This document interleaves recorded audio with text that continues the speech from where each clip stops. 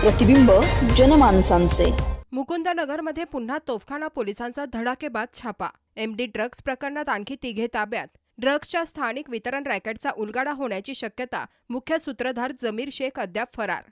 अहिल्यानगर शहरातील मुकुंदनगर परिसर पुन्हा एकदा आज मंगळवारी तोफखाना पोलिसांच्या धडक कारवाईने हादरला आहे।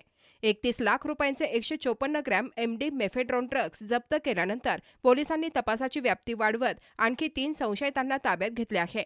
या कारवाईमुळे शहरातील ड्रग्जच्या स्थानिक वितरण साखळीचा मोठा पर्दाफाश होण्याची शक्यता व्यक्त केली जात आहे। पोलिसांनी अली शकील शेख वय वर्ष 19 राहणार गोविंदपुरा, दानिश फारुख शेख वय वर्ष 29 राहणार जुना घास गल्ली तांबटकर गल्ली आणि कासिफ सज्जाद खान वय वर्ष 26 राहणार जुना मुकुंदनगर या तिघांना आज 21 जुलै रोजी ताब्यात घेऊन त्यांची सखोल चौकशी सुरू केली आहे। अटकेतील आरोपींकडून मिळालेल्या माहितीच्या आधारे ही कारवाई करण्यात आली। यापूर्वी तोफखाना पोलिसांनी स्विफ्ट कारमधून प्रवास करणारा जिशान शौकत सय्यद, रिहान जावेद शेख आणि वसीम खलील बागवान यांना अटक करून त्यांच्या ताब्यातून 154 ग्रॅम मेफेड्रोन, खेळण्यातील पिस्तूल, चाकू आणि इतर साहित्य जप्त केले होते।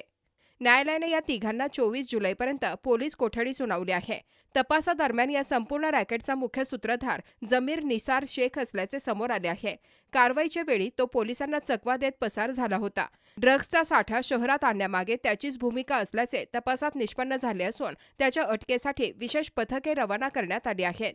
दरम्यान मुकुंदनगर परिसरातील सलग कारवाईंमुळे शहरात कार्यरत असलेल्या एमडी ड्रग्जच्या स्थानिक नेटवर्कचा मोठा भांडाफोड होण्याची शक्यता व्यक्त केली जात आहे। तोफखाना पोलीस या संपूर्ण साखळीचा छडा लावण्यासाठी कसून तपास करत असून आणखी काही संशयित पोलिसांच्या रडारवर असल्याची माहिती समोर येत आहे। प्रतिनिधी अझहर सय्यद, नगर न्यूज 24, अहिल्यानगर। नवीन बातम्या आणि ताज्या घडामोडींसाठी आजच आपल्या चॅनलला सबस्क्राईब करा